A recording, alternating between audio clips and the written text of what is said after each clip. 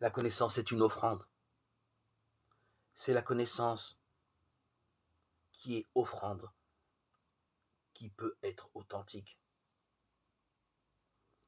Elle est toujours une relation à un autre, dans un décollement de nous-mêmes. Elle est toujours un don, un offertoire, une oblation.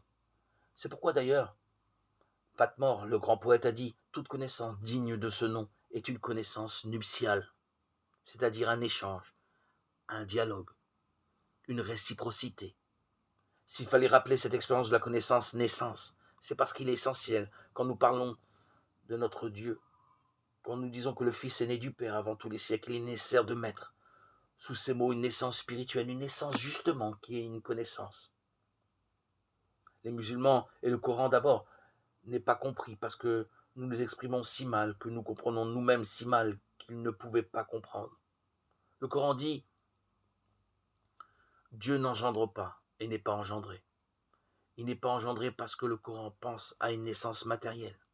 Il pense que le chrétien croit que Dieu, fatigué comme un vieillard, besoin de se donner un fils pour prendre sa succession et lui remettre ses affaires. C'est absurde.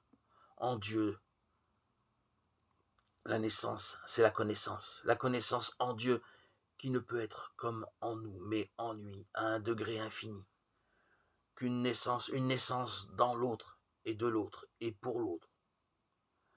La paternité s'exprimait dans le Fils et pour lui, la filiation dans le Père et pour lui, l'amour dans le Saint-Esprit et pour lui.